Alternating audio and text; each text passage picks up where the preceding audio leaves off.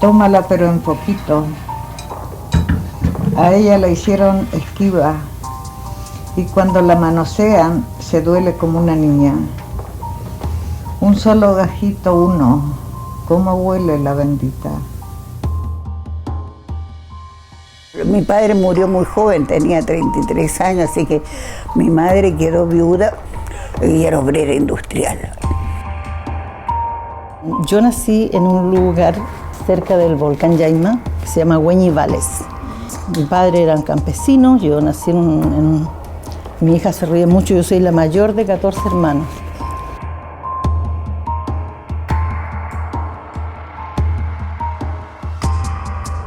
Mi mamá se dedicaba a lavar ropa, a hacer cualquier cosa para sobrevivir, salir adelante. Eso sí que ella tenía una meta en la vida y era que nosotros no nos fuéramos a meter a la fábrica ni a trabajar en la fábrica. Mira, yo empecé a leer muy chica.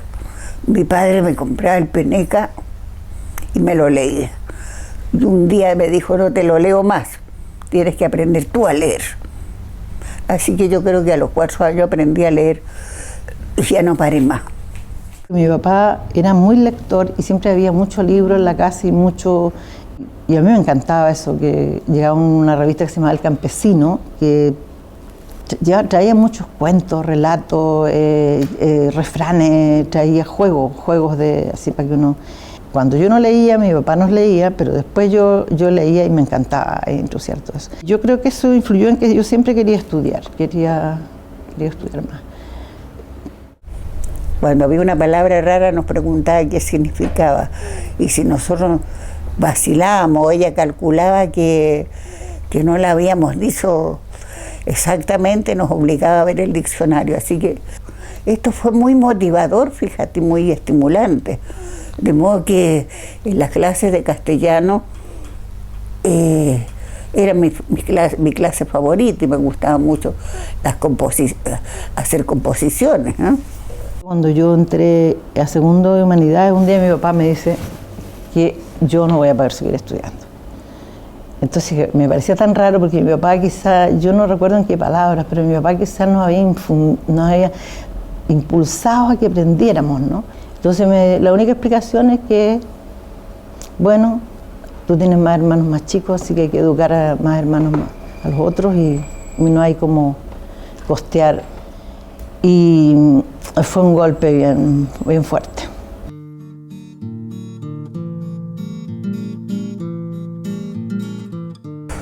Después entré al Liceo 6 de niña y esa fue la gran experiencia porque ese liceo lo fundó Gabriela Mistral. Y había libros, hasta libros dedicados a ella o por ella. Entonces esa biblioteca para mí fue un tesoro. Y a mí siempre me seguía dando vuelta el tema de estudiar.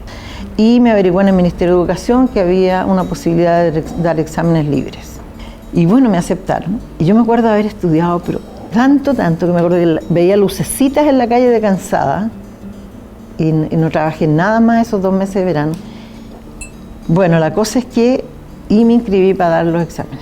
Y los exámenes los dimos en ese mismo febrero. Se estableció una gran solidaridad entre todos los liceos, ¿no? Y muchas actividades. Yo era delegada de mi liceo, la Federación de Estudiantes Secundarios, así que tenía bastante participación. Fui secretaria de la federación también. Fue una época muy intensa, muy activa. Fue la primera campaña presidencial de Salvador Allende. Así que ninguno tenía derecho a voto, pero todos estábamos participando.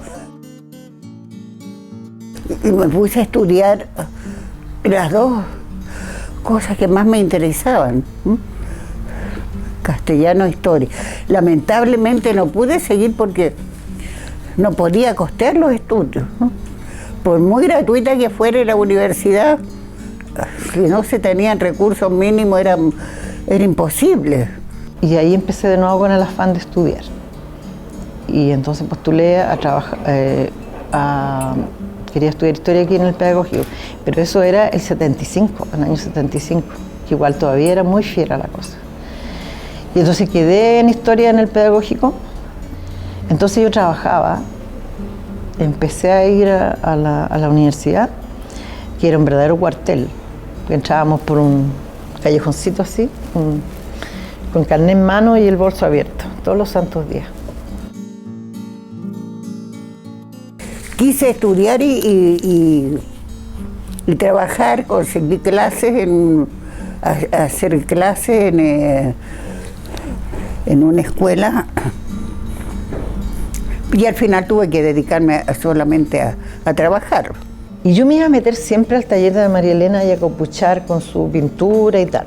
Y ella sabía que si yo estas ganas que yo tenía de estudiar o que quería trabajar, que yo quería, o sea, que la costura para mí era una etapa.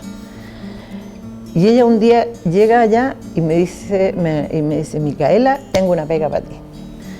Una niña que se fue. Y había en la Biblioteca de la biblioteca dependía una unidad que se llamaba el Fondo Andrés Bello. Y esta María Elena, el director parece que la conocía bastante, que era don Roque Esteban Escarpa, y le dijo que le buscara una persona porque estaban haciendo unas publicaciones.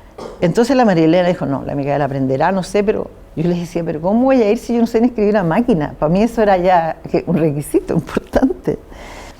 Entonces vino casi, me trae a la rastra y pasamos directo el día que vinimos a la Biblioteca Nacional a la oficina del director. Y lo único que me dice, mire mijita, yo lo único que quiero saber, ¿a usted le gusta leer? Pero yo le dije que sí, sabiendo que sí, sabiendo que era verdad. Y me dijo, ya, el lunes empieza a trabajar.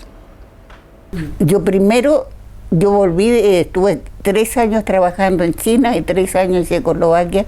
Me invitaron de la Universidad de Relación y Comercio Exteriores a dar una charla, un curso. Fui y les gustó mucho lo que hice, entonces me invitaron a trabajar como profesora. Te hablo del año 60 al 63. No había diccionario chino-castellano. Inventé un método y el método me dio resultados.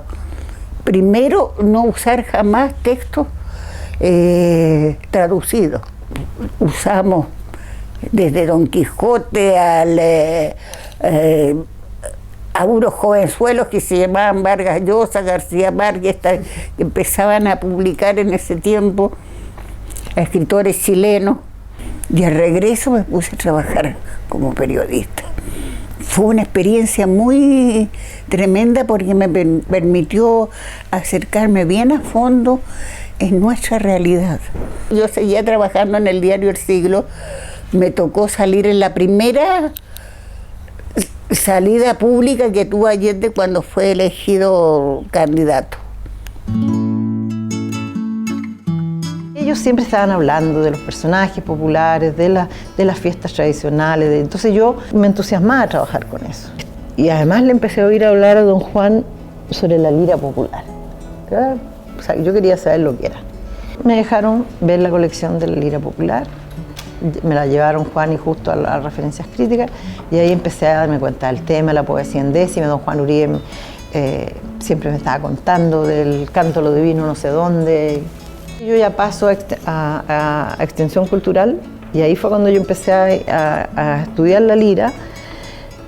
Una de las primeras exposiciones también, además de Neruda y los mapuches, hacer una exposición sobre los contenidos de la lira popular. Lo que pasó es que yo empecé a ir a las fiestas que hablaba don Juan. Yo empecé a conocer a los poetas populares, los payadores, los cantores a lo divino, y era fascinante porque ellos usan tal metáfora que era muy divertido, porque barrían con la dictadura, pero como era una metáfora, la entendíamos algunos.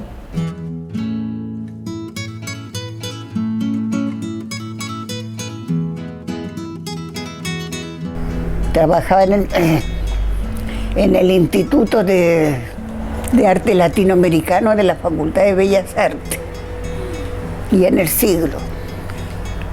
Me despidieron de los dos lugares. En ese tiempo hice de todo. Tejí, cosí, cuidé casas, cuidé jardines. hasta aseo hice en algunos lugares, de todo hice. 2 de mis hijos estaban fuera y el otro estaba haciendo el servicio militar. Salí en 1976 con el propósito de ir a visitar a los hijos y regresar. Pero no pude regresar porque me pusieron la L en el pasaporte y no me la quitaron hasta 1987. Entonces viví en otro país que ya no existe, en Yugoslavia, 3 años. Después, en otro país que no existe, la Unión Soviética, trabajé en el programa Escucha Chile de la Radio Moscú, junto con José Miguel Vara, que para mí fue una experiencia muy rica porque él fue un gran maestro de periodismo y de literatura. Escucha Chile. Las noticias que la Junta esconde y prohíbe. Lo que ocurre dentro de Chile y la voz de la solidaridad del mundo. Escucha Chile, un programa de Radio Moscú. Nosotros teníamos una gran sala de redacción, entrábamos y el reloj estaba puesto con la hora chilena, no con la hora rusa. Y todos los diarios, todo el material que se podía conseguir, revistas, todo eso lo leíamos, releíamos, repasábamos para escribir los artículos día tras día. Por otra parte llegaban informaciones de una red inmensa de chilenos que estaban por todas partes del mundo. Chileno que venía a Chile, salía y mandaba información de lo que estaba ocurriendo. Entonces eso permitió que la radio fuera tan rica y causara tanto asombro de estar tan al día. Así que eso fue un gran trabajo. Te puedo decir que los años que estuve fuera de Chile los dediqué en exclusiva a trabajar contra la dictadura. Eso. Yo me dediqué a trabajar con eso, pero además siempre con la ilusión de juntar eso para la Biblioteca Nacional. O sea, que no podía ser que la biblioteca solamente pensara en tener libros, sino también esta otra memoria. Ya voy conociendo a otras personas que se ofrecían con donar sus colecciones sonoras que tenían. Entonces ese archivo que yo soñaba, o documentación que tuviera que ver con la memoria oral o con la cultura oral y tradicional, poder recibirla.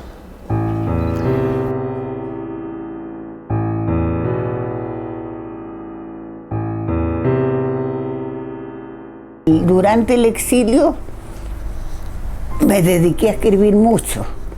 Escribí muchos cuentos, es decir, más lo que se llama habitualmente literatura. Tuve bastantes premios fuera de Chile, me publicaron en distintos medios y siempre tuve como motivación lo que estaba ocurriendo acá.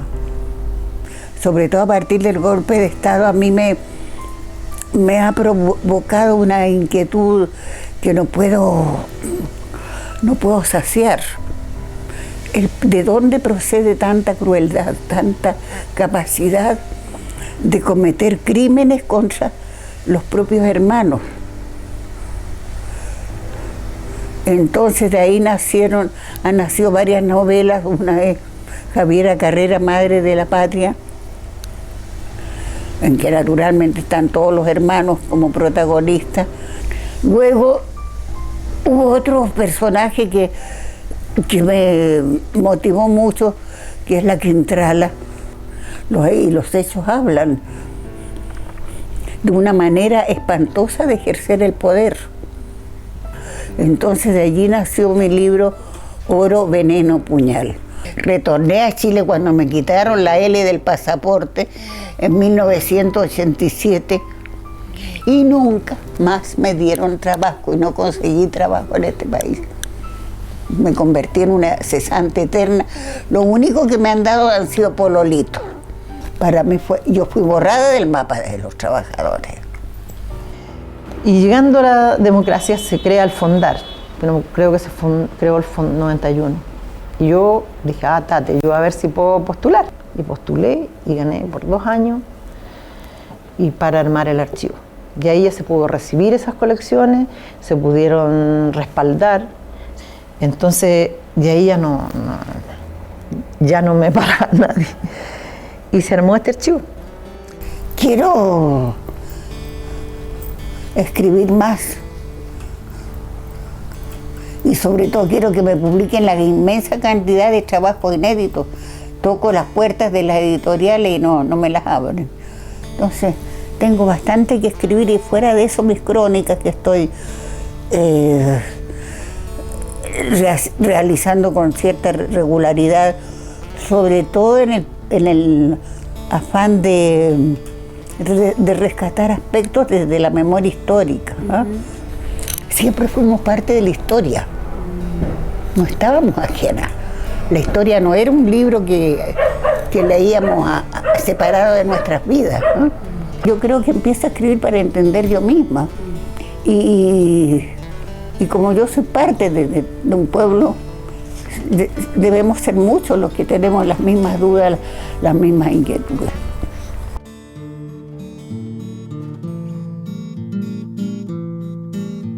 ¿Cuál podría ser mi aporte? O sea, el empeño y el cariño en esta cosa, pero yo creo que los que tienen que evaluar son otras personas, ¿no?